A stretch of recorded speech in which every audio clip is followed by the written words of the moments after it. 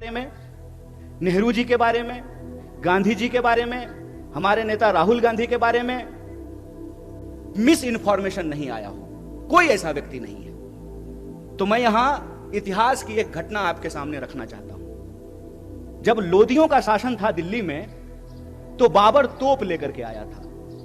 तकनीक नई थी और उस नई तकनीक के बदौलत बाबर ने लोदियों को हरा दिया और मुगल राज की स्थापना हो गई।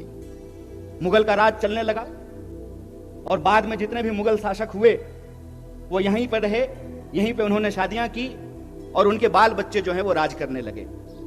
फिर अंग्रेज बंदूक लेकर के आए, मुगलों के राज को समाप्त किया और अंग्रेजों की राज जो है वो स्थापित हो गई।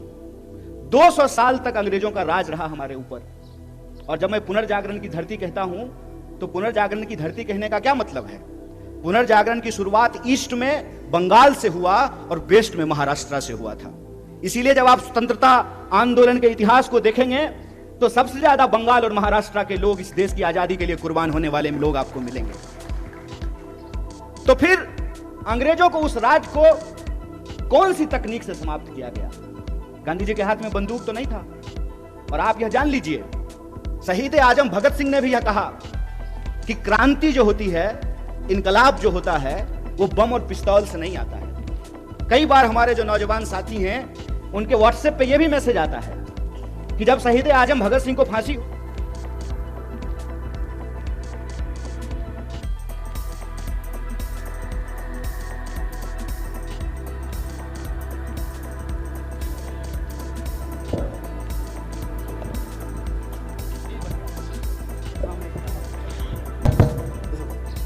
ये अच्छा हो गया। कई बार आप लोगों के सामने ये मैसेज आया होगा कि शहीद आजम भगत सिंह को फांसी हो रही थी और गांधी जी ने कुछ नहीं किया।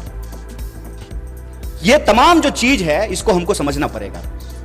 जबकि शहीद आजम भगत सिंह कह रहे हैं कि बम और पिस्तौल इनकलाब नहीं लाता है। बम का दर्शन भगवती चरण बोहरा ने लिखा था, शहीद आजम भगत सिंह ने नहीं लिखा था। तो वो कौन सी ऐसी ताकत थी जो अंग्रेजों के 200 साल के राज को समाप्त किया? उस ताकत का नाम क्या था? उस ताकत का नाम था सत्य। इस बात को याद रखिएगा। और सत्य की ताकत से भारतीय राष्ट्रीय कांग्रेस इस देश के आम लोगों को इकट्ठा करके, चंपारण जब गांधी गए थे तो किसानों का आंदोलन लड़ने के लिए गए थे।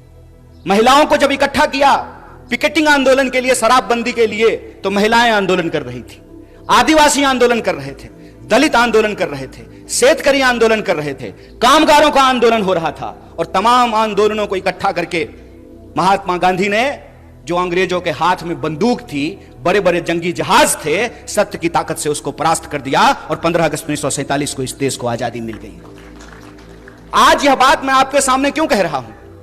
आज फिर एक तकनीक की ताकत लेकर के कोई आया है जिसका नाम दिया गया है सोशल मीडिया। बताइए, नाम है सोशल मीडिया और काम इसका सबसे ज्यादा अनसोशल है। सबसे ज्यादा अनसोशल है। अनसोशल कैसे है? घर में अगर कोई बर्थडे पार्टी हो रही हो तो देखिएगा कि 4 लोग मोबाइल लेकर के ना ऐसे कोना में मुंह घुमाए रहता है। यह हमको सोशल नहीं बना रहा है, यह हमको अनसोशल बना रहा है। इतिहास नहीं बना रहा है, इतिहास को मिटाने की कोशिश की जा रही है। रोज सुबह सुबह उठिएगा तो यह मैसेज आएगा कि फटाफट 10 लोगों को यह मैसेज भेज दीजिए, मनोकामना पूर्ण हो जाएगी। पलट करके पूछ लीजिए ना, हम कौन सा इंसान हैं? 9वां की 10वां? अगर हम 10वां हैं तो पहले तुम बता दो कि तुम्हारी कौन सी मनोकामना पूर्ण हो गई है। पूछना चाहिए ना। मैं ये कहानी अक्सर लोगों से पूछता हूं, आजाद होने का क्या मतलब होता है? आजाद भारत में हम आजाद नागरिक हैं। आजाद होने का क्या मतलब होता है? आजाद का मतलब होता है अपने ख्यालों से आजाद होना। आजाद का मतलब होता है सत्य को परख करके झूठ और सच का फर्क करना। आजाद का मतलब होता है कि महिलाएं जो बैठी हुई हैं साड़ी पहन करके, उनका भी वोट एक है। और यहां जो कुर्सी सजाए हुए हैं आमदार, इसमें से हो जाएंगे कोई खासदार, उनका भी वोट एक है। बोलिए, है कि नहीं है? आजाद होने का मतलब यह होता है कि हम भी अपराध करेंगे तो हमारे ऊपर भी वही कानून लागू होगा, और इस देश का कोई मंत्री भी अपराध करेगा तो उसके ऊपर भी वही कानून लागू होना चाहिए। आजाद होने का मतलब होता है कि अगर सत्य है हमारे पास तो हम सत्य की ताकत पर सत्ता से सवाल कर सकते हैं। आजाद होने का मतलब होता है खुली हवा में सांस लेना, अपने देश के लिए, समाज के लिए अपने कर्तव्य को पूरा करना, और राज्य और सरकार का यह कर्तव्य है कि वह नागरिक की जरूरतों को पूरा करे। यह होता है आजाद होने का मतलब।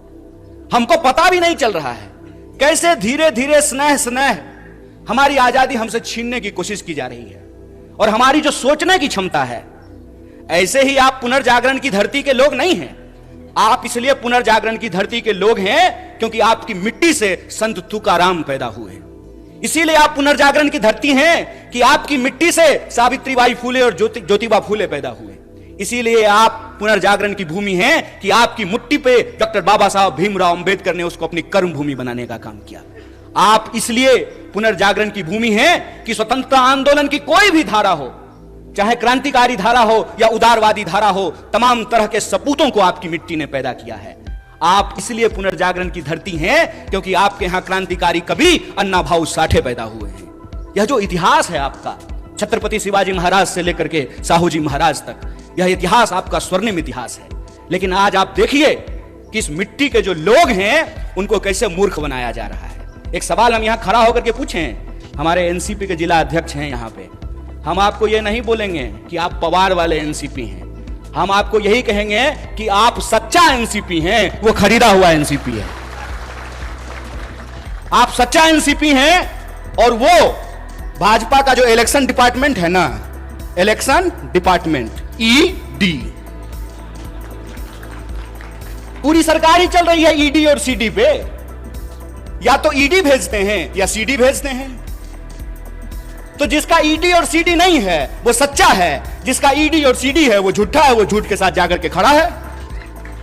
और मैं ये सवाल आपसे पूछता हूं, इसका जवाब आपको अपने आप मिल जाएगा, क्योंकि मैं महसूस करता हूं और मैं ऋणी हूं महात्मा गांधी का, मैं ऋणी हूं पंडित जवाहरलाल नेहरू का, मैं ऋणी हूं डॉक्टर बाबा साहब भीमराव अंबेडकर का, मैं ऋणी हूं सरदार वल्लभ भाई पटेल का, सुभाष चंद्र बोस का, सरोजिनी नायडू का। मैं ऋणी हूं उनका कि वो अंग्रेजों से लड़ करके हमको आजादी दिलाए। मैं ऋणी हूं लाल बहादुर शास्त्री का, मैं ऋणी हूं इंदिरा गांधी का, राजीव गांधी का, कि जो आजादी हमारे पुरखों ने हमको दिलाई, जो आजादी हमको हमारे संविधान ने दिया, उस आजादी को ये लोग बचा करके रखे। इसीलिए तो एक साधारण नौजवान जिसकी मां आंगनवाड़ी में काम करती है, वो आप तमाम लोगों के सामने माइक लेकर के इन तमाम नेताओं के सामने खड़ा होकर के भाषण दे रहा है। यह संविधान की ताकत है, यह उस आजादी के आंदोलन का इतिहास है कि आज हम आजाद देश में सांस ले पा रहे हैं। लेकिन कैसे यह आजादी हमसे छीनी जा रही है, इस बात को हमको समझना पड़ेगा। कैसे नए तकनीक का, इंटरनेट का और सोशल मीडिया का सहारा लेकर के झूठ परोसा जा रहा है और सत्य को झुठलाने की कोशिश की जा रही है, इस बात को हमको समझना पड़ेगा। यह इतिहास नहीं बना सकते हैं। आपको मालूम है देश के जो पंत प्रधान हैं, जिनको हिंदी में हम लोग प्रधानमंत्री कहते हैं, वो इतिहास में फेल हो गए थे।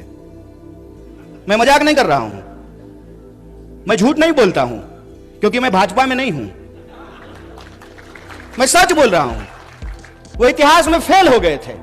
और डॉक्टर बाबा साहब भीमराव अंबेडकर ने एक बड़ी मजेदार बात कही है। उन्होंने कहा है कि जो पीढ़ी अपना इतिहास भुला देती है, इतिहास भी उसको भुला देता है। इसीलिए ये इतिहास जब बना नहीं सकते हैं तो इतिहास को मिटाने की कोशिश कर रहे हैं। जो अपना मकान बना नहीं सकते, दूसरे की मकान पे अपना नाम लिख करके कहते हैं कि हमने इतिहास बनाया है। अरे साहब, आपने तो इंसान को इंसान नहीं बनाया है, आप इतिहास क्या बनाएंगे? झूठ के सहारे ये एक इमारत खड़ी करने की कोशिश कर रहे हैं।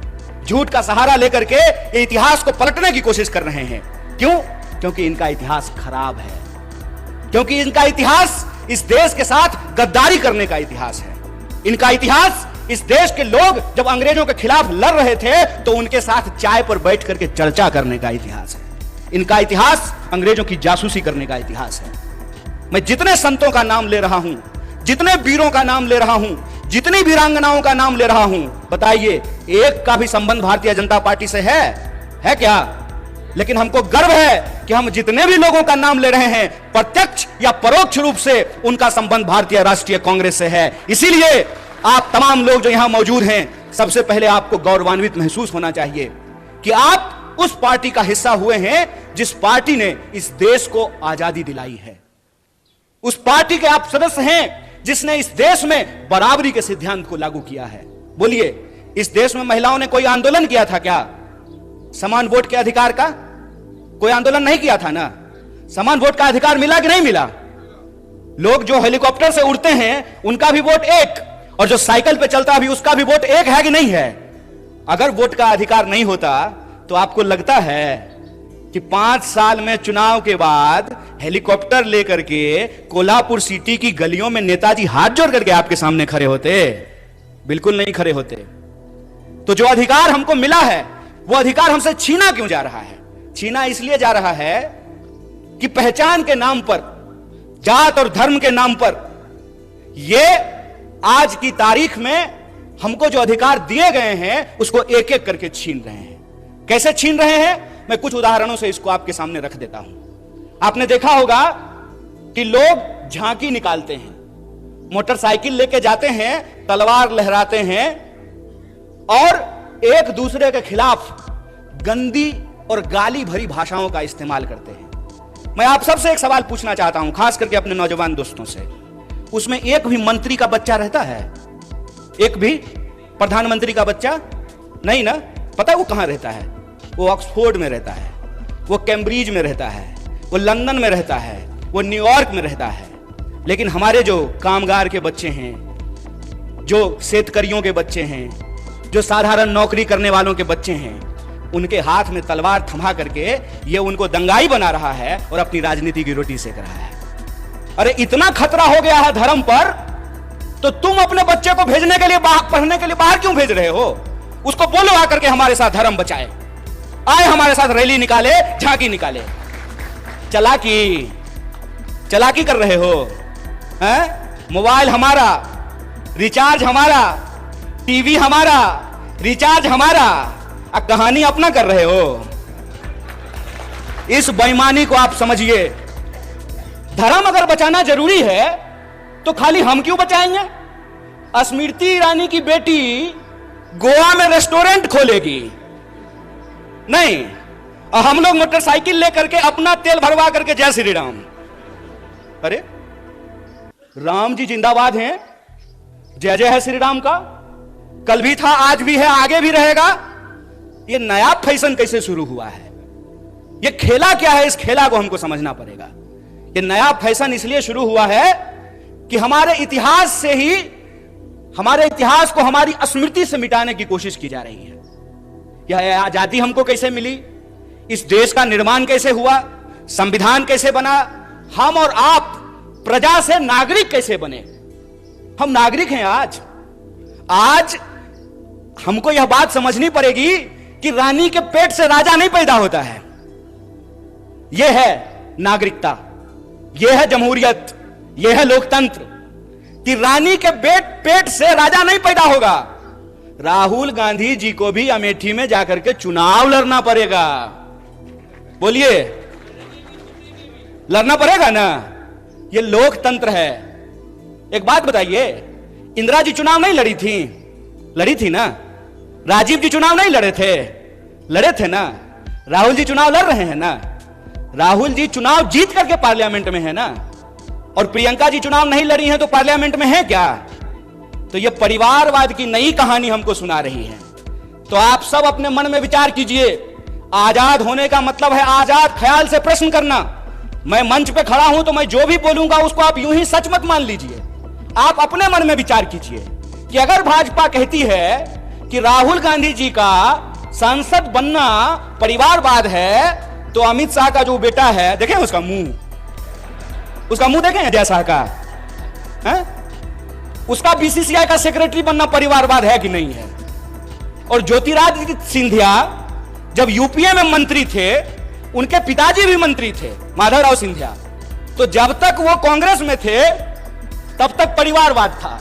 अजूही मोदी जी के बगल में जाकर के बैठ गए हैं तो ताली बजा रहे हैं। आहा, उनकी सूरत देख रहे हैं। इतना मूर्ख हैं हम लोग, इतना मूर्ख बनाएंगे ये हमको कि हमारी पार्टी में परिवारवाद है। जो ही आप आरएसएस में शामिल हो जाइएगा तो वो संघ परिवारवाद हो जाता है।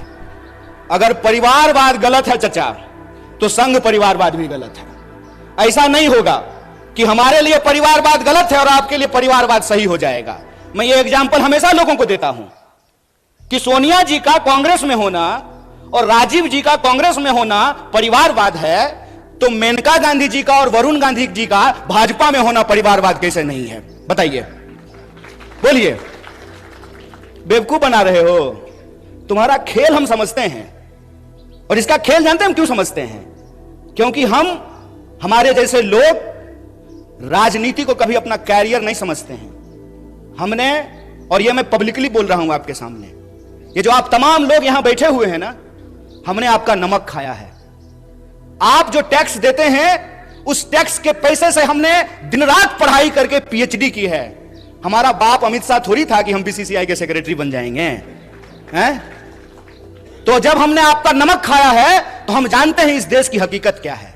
इस देश की हकीकत यह है कि महात्मा गांधी विदेश में पढ़ाई किए, बैरिस्ट्री की पढ़ाई किए थे। बैरिस्ट्री की पढ़ाई करके वो भारत आए और मोहनदास करमचंद गए बिहार, और बिहार में किसान के आंदोलन में शामिल हुए चंपारण में, और बिहार के किसानों ने करमचंद को महात्मा गांधी बना करके भेज दिया। और वो गांधी सूट खोल दिए देश के लिए। वो भी गुजरात से थे। एक गुजरात के गांधी सूट खोल दिए देश के लिए, एक गुजरात के मोदी 10 लाख का सूट पहन लिए दोस्त के लिए।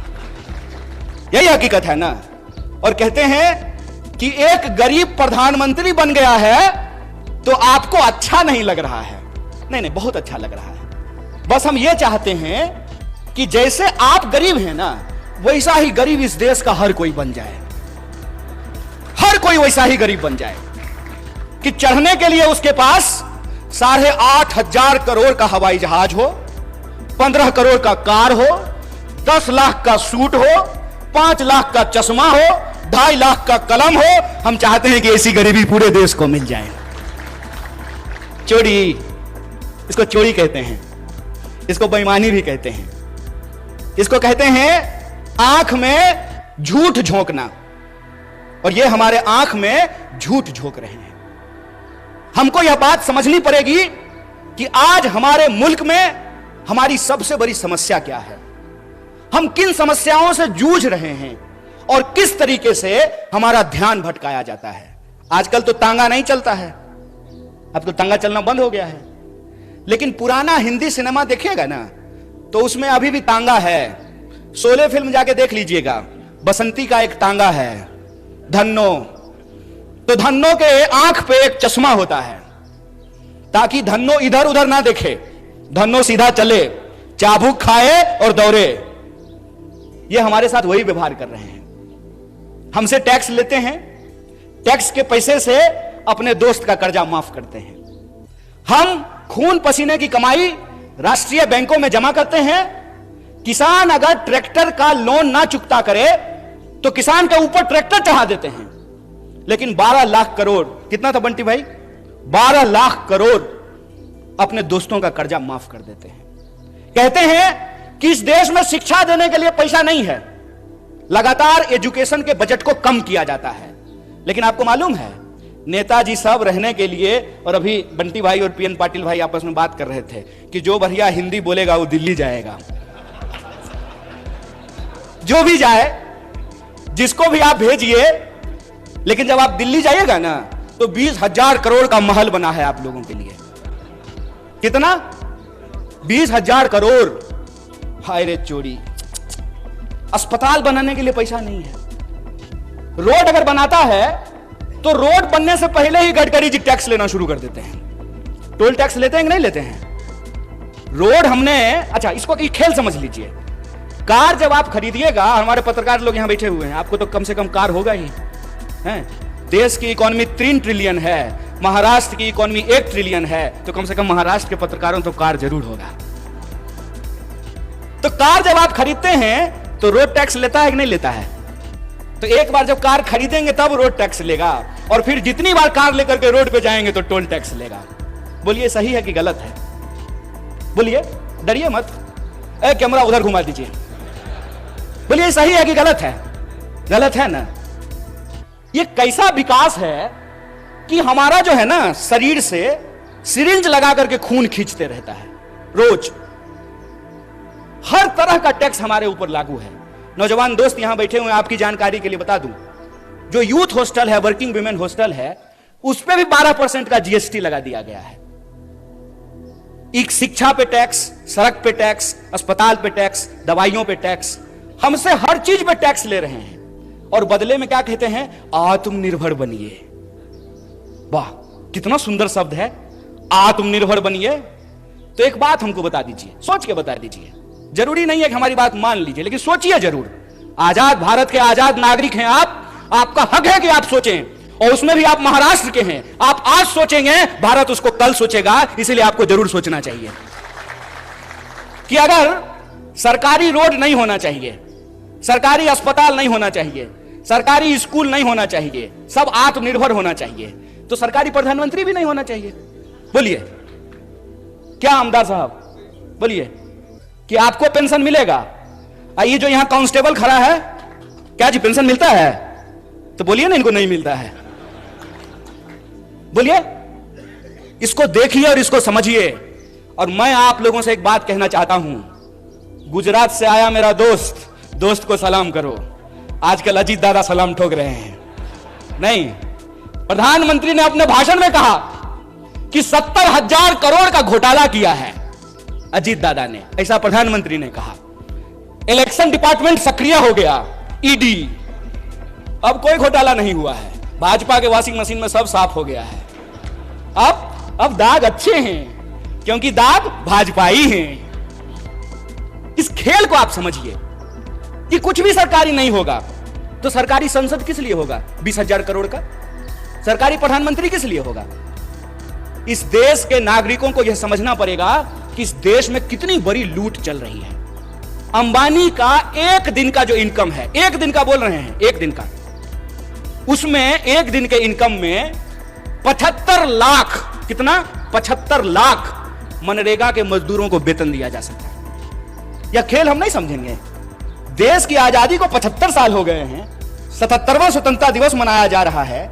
ऐसा कैसे हो गया भाई कि 2-4 लोग बहुत अमीर हो गए और बाकी जो जनता थी वो जो है हर चीज के लिए तरसने लगी है?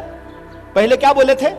पहले बोले थे कि जब प्राइवेटाइजेशन होगा ना तो कंपटीशन होगा, इसीलिए कोऑपरेटिव को समाप्त कर दो। आप बहुत सौभाग्यशाली हैं पीएन पाटिल साहब कि आपका कोऑपरेटिव चल रहा है।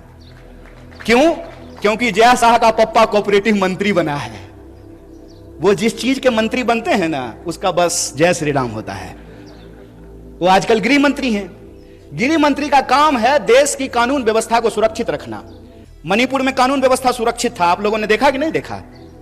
पुलिस थानों पे हमले हुए, हथियार लूट लिए गए, गोली लूट लिया गया, महिलाओं को निर्वस्त्र करके घुमाया गया। क्यों? क्योंकि गृह मंत्री जी अपनी ड्यूटी पे लगे हुए थे। प्रधानमंत्री 22-22 घंटा काम करते हैं, तब जाकर के देश की यह हालत पहुंची है कि इस देश में 5.5 लाख इंजीनियर हर साल पैदा होते हैं और 1.5 लाख लोगों को भी नौकरी नहीं मिलती है। इसीलिए मैं जो बोलता हूं तथ्य और प्रमाण के साथ बोलता हूं। मैं आपके सामने बोल रहा हूं। प्रधानमंत्री जी ने कहा कि 2022 तक सबको पक्का मकान मिल जाएगा। मिल गया कि नहीं मिल गया? नहीं मिला तो मतलब प्रधानमंत्री झूठ बोल रहे हैं क्या? या तो आप लोग झूठ बोल रहे हैं या प्रधानमंत्री झूठ बोल रहे हैं? कौन झूठ बोल रहा है? प्रधानमंत्री झूठ बोल रहा है। तो हम बोल सकते हैं ना कि भारत का प्रधानमंत्री झूठा है। बोलिए, नंगा को नंगा कहेंगे कि नहीं कहेंगे? झूठा को झूठा कहेंगे कि नहीं कहेंगे? और हम कहेंगे जो झूठ बोलेगा उसको झूठा। और तुम्हारे इलेक्शन डिपार्टमेंट में कितना दम है वो हम देखे हैं। जब आ रहे थे ना कोल्हापुर सिटी से मसाल के पीछे पीछे, तो कोल्हापुर का जेल देखते हुए आए हैं। जगह है कितनी जेल में तेरे देख लिया है, देखेंगे, देखे हुए हैं। बोलेंगे झूठ, झूठा हो तुमने झूठ बोला है इस देश की जनता से। तुमने झूठ बोला कि हम इस देश के एक एक इंसान के खाते में 15 लाख रुपया पहुंचाएंगे। तुमने झूठ बोला कि हर साल 2 करोड़ नौकरी पैदा की जाएगी। तुमने झूठ बोला कि किसानों की आमदनी दोगुनी की जाएगी। तुमने झूठ बोला कि 2022 तक सबको पक्का मकान मिल जाएगा। तुमने झूठ बोला कि महंगाई को कम करेंगे। तुमने झूठ बोला कि महिलाओं के ऊपर अत्याचार को कम करेंगे। तुम इस देश की जनता से झूठ बोल रहे हो और तुम्हारी ताकत है झूठ बोलना। तो याद रखना कि तुम अगर झूठ के रास्ते पे चल सकते हो, फिर से इस देश को गुलाम बनाने की साजिश रच सकते हो, जिन अंग्रेजों की चापलूसी करते थे, आज उन्हीं दोस्तों के साथ खड़ा होकर के अगर उस देश में तुम कंपनी राज लाना चाहते हो, तो तुमको बता देना चाहते हैं कि हम भी महात्मा गांधी के राह पे चलने वाले लोग हैं। तुम्हारे झूठ का मुकाबला सच से करेंगे और तुम्हारे झूठ को हराएंगे। यह लड़ाई दो तरह के सोच के बीच की लड़ाई है। एक तरफ वो है जो दिन दहाड़े बिना किसी लाग लपेट के झूठ बोलते हैं, दूसरी तरफ हम तमाम लोगों को एकजुट होना पड़ेगा जो सच बोलते हैं। पहली लड़ाई है झूठ और सच की, दूसरी लड़ाई है डर और साहस की। बताइए, शहीद आजम भगत सिंह 23 साल की उम्र में हंसते हंसते फांसी के फंदे पे झूल गया कि नहीं झूल गया? बटुकेश्वर दत्त, सुखदेव, राजगुरु, चंद्रशेखर आजाद झूल गए कि नहीं झूल गए? और आप जान लीजिए, जितने क्रांतिकारी थे उनका केस अगर कोई लड़ता था तो उस वकील का नाम पंडित जवाहरलाल नेहरू था। इस बात को याद रखिएगा। ये झूठ बोलते हैं, ये झूठ बोलते हैं, हमारे इतिहास को तोड़ने और मरोड़ने की कोशिश करते हैं। तो जो क्रांतिकारियों की परंपरा है जो वीरता के साथ खड़ी होती है, तो एक तरफ अंग्रेजों से माफी मांगने वाले डरपोक लोग हैं, एक तरफ अंग्रेजों की चापलूसी करने वाले, जासूसी करने वाले डरपोक लोग हैं, दूसरी तरफ हम साहसी और बहादुरी लोगों को इकट्ठा होना पड़ेगा। तो दूसरी लड़ाई है साहस और डर का, और तीसरी लड़ाई है कि वो समाज को हमेशा बांटने का काम करते हैं। हमेशा कभी जात के नाम पे बांटेंगे, कभी धर्म के नाम पे बांटेंगे। जहां धर्म होगा वहां धर्म का झगड़ा लगाएंगे, जहां धर्म नहीं होगा वहां जात का झगड़ा लगाएंगे। आप मणिपुर का उदाहरण देख लीजिए, वहां आपस में लोगों को लड़ा रहे हैं कि नहीं लड़ा रहे हैं। आप हरियाणा का उदाहरण उठा करके देख लीजिए, वहां कैसे लोगों को लड़ाने की कोशिश की गई। आप उत्तर प्रदेश देख लीजिए, आप महाराष्ट्र देख लीजिए। तमाम राज्यों में ये राज्य के जो लोग हैं उनको आपस में बांटते हैं। क्यों? क्योंकि अंग्रेजों से इन्होंने एक चालाकी सीखी है, फूट डालो राज करो। हमको यह बात समझनी पड़ेगी कि आज महाराष्ट्र के लोगों के आत्मसम्मान का सवाल है कि कोई बाहर से आकर के संत तुकाराम की धरती पर रहने वाले लोग, समता भूमि पे साहू महाराज की भूमि में जन्म लिए लोगों को यह बात समझनी पड़ेगी कि कोई बाहर से आकर के महाराष्ट्र के परिवार को आपस में विभाजित कर रहा है, महाराष्ट्र के लोगों को लड़ा रहा है। यह मामला शिवसेना, एनसीपी और कांग्रेस का नहीं है, यह मामला सच और झूठ का है, और महाराष्ट्र के लोगों को सच के साथ खड़ा रहना पड़ेगा। अगर कोई गलत है तो वो गलत है, वो भाजपा में जाने से ठीक नहीं हो जाता है। ये पहले क्या करते हैं, ये पहले ईडी भेजते हैं, इलेक्शन डिपार्टमेंट पहले जाता है, नेता को डराता है। अगर नेता डर गया तो तुरंत उसको भाजपा का खेस पहना करके उसके सारे अपराध को माफ करके, जैसे मान लीजिए पीएन पाटिल साहब और बंटी जी यहां बैठे हुए हैं, इनके घर पे भी कोई आया था मेहमान, इनको डराया था, तो जो ही ईडी जाती है तो ये चिल्लाना शुरू कर देते हैं, चोर है, चोर है, चोर है। डर करके जो ही अगर ये भाजपा में गए, साधु है, साधु है, साधु है, संत है, महात्मा है। अरे कमाल बात है भाई, ये आपकी आंख के सामने हो रहा है। इसीलिए मैं आपको कह रहा हूं, 3-4 राज्य बहुत महत्वपूर्ण है। एक तो आप सब लोग हैं ही महाराष्ट्र के, दूसरा जहां से मैं आता हूं बिहार, बंगाल और महाराष्ट्र जय शाह के पप्पा का धड़कन बढ़ा दिया है, ऊपर नीचे चल रहा है उनका ब्लड प्रेशर कि क्या होगा अगर यहां पे इनका झूठ का पर्दाफाश हुआ तो यह नकली चाणक्य का बैंड बजने वाला है। इसीलिए मैं आपको कह रहा हूं कि यह मामला महाविकास अघाड़ी का नहीं है, यह मामला महाराष्ट्र के आम लोगों के आत्मसम्मान का है कि आप किसी को चुन करके, किसी पार्टी का प्रतिनिधि बना करके आप भेजते हैं अपना प्रतिनिधित्व करने के लिए विधानसभा या विधान परिषद या संसद में। उधर से उसका इलेक्शन डिपार्टमेंट आता है, 3-4 बार छापा मारता है। नेताजी अगर डर गए तो भाजपा ही हो लिए, अगर नहीं डरे तो कांग्रेस में रहे। तो आपको यह तय करना पड़ेगा कि इसका मुकाबला किसको करना है, इसका मुकाबला दल को करना है कि इसका मुकाबला देश को करना है। इसका फैसला आपको लेना है। और हमको लगता है कि यह बड़ी साजिश है। यह बड़ी साजिश इसलिए है कि इस देश में विपक्ष को इसलिए खत्म कर देना चाहते हैं ताकि देश के नाम पे जो इनके दोस्त की लूट है उस पर कोई सवाल ना खड़ा कर सके। आप सब में से बहुत सारे लोग यहां जो बैठे हुए हैं, मुझे मालूम है कि आपको व्हाट्सएप पे मेरे लिए भी मैसेज आया होगा। जानते हैं हमको क्या बोलते हैं? टुकड़े टुकड़े गैंग। जब ये बोलते हैं तो खुद ये नहीं सोचते हैं कि ये अपने ही गृह मंत्री को निकम्मा बोल रहे हैं। बोलिए किसकी सरकार है देश में? भाजपा की। महाराष्ट्र में किसकी सरकार है? भाजपा की। क्या जी पुलिस वाले भैया सब ठीक है ना? है हिम्मत, है हिम्मत, करोगे कुछ? हमारा कुछ नहीं कर सकते हो क्योंकि हम तुम्हारे इलेक्शन डिपार्टमेंट से नहीं डरते हैं। मेरा कुछ नहीं कर सकते हो। इसीलिए खड़ा होकर के पब्लिकली पूरी की पूरी भाजपा के झूठों की जमात को चैलेंज करते हैं कि अगर हमने गलत किया है तो चौराहे पे खड़ा करके तुम मुझे गोली मार सकते हो, लेकिन अगर तुम गलत कर रहे हो तो इस बात को याद रखना कि तमाम धन दौलत और गोला बारूद के बावजूद इस देश में तुम सत्य की आवाज को नहीं झुका सकते हो। हम कसम खाते हैं, महाराष्ट्र का इस महान भूमि पे कसम खाते हैं कि कांग्रेस का एक एक कार्यकर्ता राजीव गांधी को याद करते हुए यह संकल्प लेता है कि इस देश में सद्भावना को हम बचा करके रखेंगे, तुम्हारी पूरी ताकत को परास्त करेंगे। इस बात को याद रखना है। हिम्मत, डरा लोगे? याद रखना, जिस इंसान के पास विचार की ताकत होती है, जिस दल के पास विचार का इतिहास होता है, उस दल को तुम झुका नहीं सकते हो। जानते हैं मोदी जी सुबह सुबह 15 अगस्त को उठ करके तैयार होकर के बढ़िया सूट उट पहन करके बाल वाल सेट करा लिए थे। बुढ़ापे में भी जो है बाल का बहुत ध्यान रखते हैं। और वहां गए और जाते ही झूठ बोलना शुरू कर दिया। ये क्यों बार बार परिवारवाद बोल करके कांग्रेस पे हमला करते हैं? इसकी क्या वजह है? इसकी वजह यह है कि इनको मालूम है कि ये जिस व्यक्ति को अपना दुश्मन चुन लिए हैं ना, पहली बात तो ये वो व्यक्ति इनको अपना दुश्मन मानता ही नहीं है, क्योंकि ये आदमी ही उस लेवल के नहीं है। सच बात बता रहे हैं आप। और दूसरा, इन्होंने सब कुछ कर लिया, खरीदने की कोशिश कर ली, डराने की कोशिश कर ली, सब कुछ करने के बाद ये इस नतीजे पर पहुंचे हैं, भाई ये इंदिरा गांधी का पोता है, मर जाएगा, झुकेगा नहीं। जिस परिवार ने इस देश की एकता और अखंडता के लिए दो प्रधानमंत्री की जान गंवाई हो, उसको टुकड़े टुकड़े गैंग बोलते हो। अरे जब बोलते हो ना तो शर्म से तुम्हारा जुबान कट जाना चाहिए अपने आप। अगर शर्म होती ना तो यह बोलने की हिम्मत नहीं करते।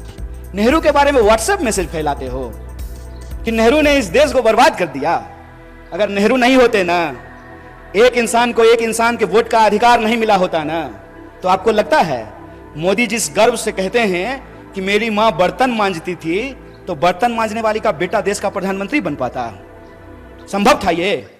अगर कांग्रेस 70 साल तक इस देश की जमहूरियत को बचा करके नहीं रखती, तो जैसा का बाप तरीपार होने के बाद देश का गृह मंत्री बन पाता?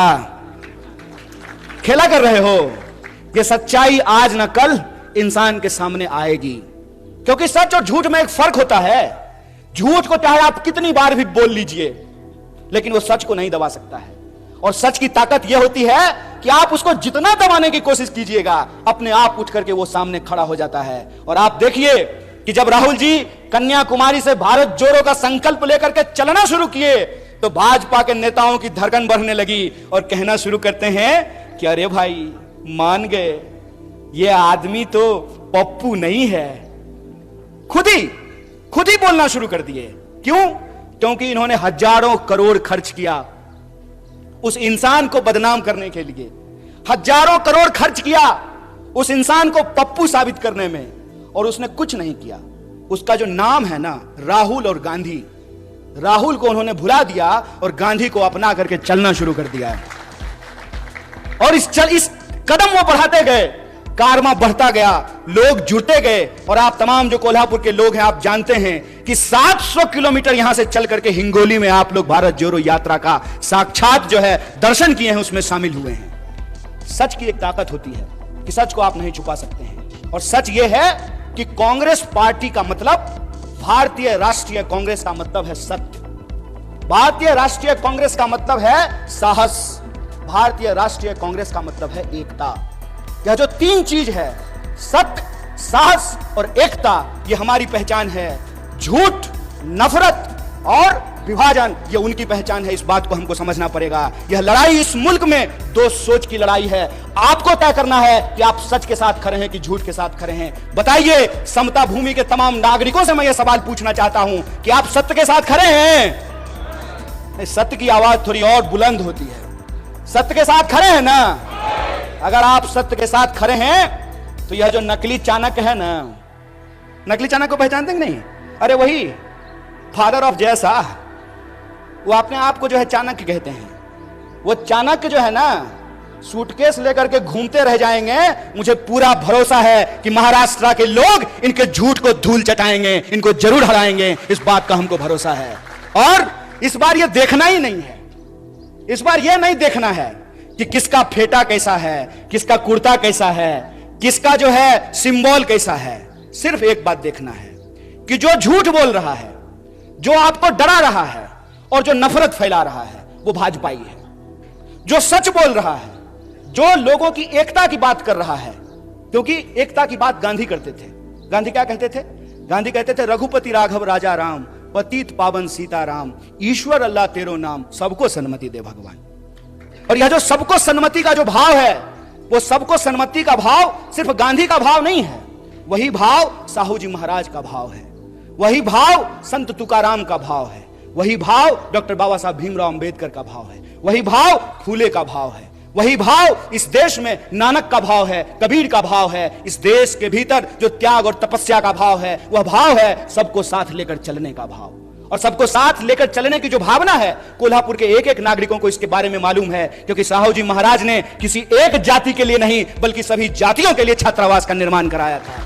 तो यह जो सबको साथ लेकर चलने का भाव है, यह जो एकता का भाव है, इस भाव को हमको बचाना है। जो प्रेम का भाव है उसको हमको बचाना है, जो सत्य के प्रति हमारी निष्ठा है उसको हमको बचाना है। और यह हमको इसलिए बचाना है कि जो पुरखों ने मिट्टी हमारे हाथ में सौंपी है, जो पुरखों ने संविधान हमारे हाथ में सौंपा है, जो पुरखों ने जमहूरियत और लोकतंत्र हमारे हाथ में सौंपा है, इसको हमको अपनी आने वाली पीढ़ी के लिए सुरक्षित रखना है, ताकि जब हम इस जमहूरियत को बचाएं तो कल को उस जमहूरियत को का इतिहास पढ़ने वाले यह लोग समझ सकें, पढ़ सकें कि देश की आजादी तो 47 में मिल गई, लेकिन उस आजादी को बचाए रखने का आंदोलन भी कांग्रेस पार्टी, भारतीय राष्ट्रीय कांग्रेस के नेतृत्व में चलाया गया। इस आजादी को हमको बचाना है। और जनता के जो मूल सवाल हैं, उनकी कोशिश रहेगी कि वो इधर उधर की बात करेंगे, उनकी कोशिश रहेगी कि इतिहास का झूठ आपके सामने ला करके परोसेंगे, उनकी कोशिश रहेगी कि आपको डराने का कोशिश करेंगे।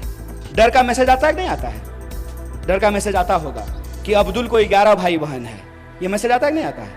कल को अगर मुसलमान ज्यादा हो गए तो यहां संविधान समाप्त हो जाएगा और शरिया कानून लागू हो जाएगा। ऐसा मैसेज व्हाट्सएप पे आता है कि नहीं आता है? आता है ना? ये डर क्यों फैलाया जाता है? ये डर इसलिए फैलाया जाता है ताकि आप ये ना सोच सकें कि अंबानी की एक दिन की आमदनी में 75 लाख मनरेगा मजदूरों को वेतन दिया जा सकता है, ताकि आप ये ना सोच सकें कि अदानी के सेल कंपनी में 20,000 करोड़ किसके हैं, ताकि आप यह ना सोच सकें कि देश का 99% ठेका एक परिवार को दिया जा रहा है, ताकि आप यह ना सोच सकें कि परिवारवाद इधर गलत है और परिवारवाद उधर सही हो जाता है। अजीत दादा पवार जब महाविकास अघाड़ी में थे तो 75,000 करोड़ का घोटाला करने का आरोप प्रधानमंत्री ने लगाया। जो ही भाजपा में जाकर के शामिल हो गए तो इलेक्शन डिपार्टमेंट लगता है नींद की गोली लेकर के सो गया है, या हो सकता है अजीत दादा के घर का रास्ता भूल गया हो, उसको एड्रेस नहीं मालूम हो। ये जो खेल चल रहा है, इस खेल को हमको समझना पड़ेगा। वो हमको जाति और धर्म में उलझा करके हमारा वोट ले रहे हैं, और जब उनको गद्दी मिल रहे हैं तो अपने बच्चे को पढ़ने के लिए बिलात भेज रहे हैं और हमारे बच्चों को दंगाई बना रहे हैं। यह सवाल हमारे सामने गंभीर है और इस गंभीरता को हमको समझना पड़ेगा। और जो सद्भावना का संकल्प हमने राजीव जी को याद करते हुए खाई है, उस संकल्प को, उस कसम को हमको पूरा करना पड़ेगा। हम इंतजार नहीं करेंगे। अगर कोई इंसान किसी व्हाट्सएप ग्रुप में झूठ बोल रहा हो, उस झूठ का हमको मुकाबला करना पड़ेगा।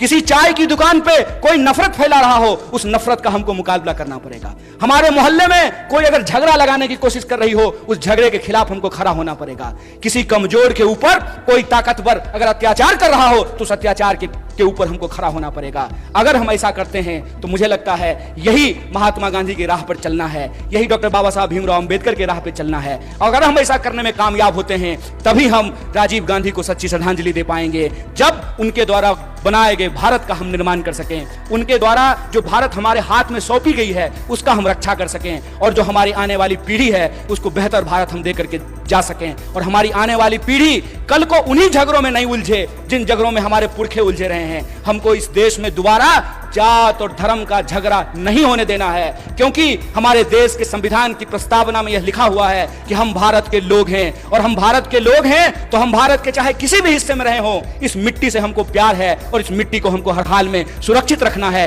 एकजुट रखना है, और अपने आने वाली पीढ़ी को एक बेहतर देश और एक बेहतर समाज देकर के जाना है। इसी संकल्प के साथ एक बार पुनः पूरे मंच को आभार व्यक्त करते हुए, और आप इतनी देर तक हमारी वाणी को सुने, हमारी बात को सुने, आपको आभार व्यक्त करते हुए अपनी बात को खत्म करूंगा। शुक्रिया। इनकलाब जिंदाबाद। जय हिंद।